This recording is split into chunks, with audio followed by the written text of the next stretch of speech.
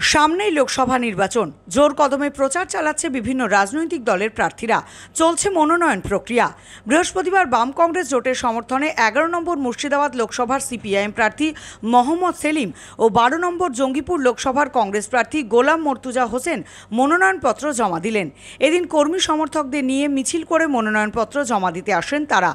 উপস্থিত ছিলেন বহরমপুর লোকসভার কংগ্রেস প্রার্থী অধীর চৌধুরী, প্রাক্তন বিধায়ক মনোজ চক্রবর্তী, ডিওয়াইএফআই নেত্রী মীনাক্ষী মুখার্জি সহ অন্যান্য নেতৃত্ব।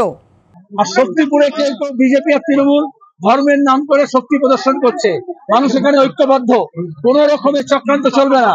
যারা ধর্ম নিয়ে রাজনীতি করছে, মোদী আর মমতা, তাদের আস্থা করে মানুষ ছেড়ে দেবে। মানুষ ঐক্যবদ্ধ থাকবে।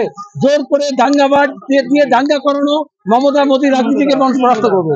এখন সবে তো ঝড় উঠেছে, এখনো সেটি দেখনি।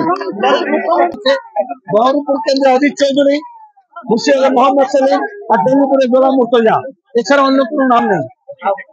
বাংলা টুডে নাও।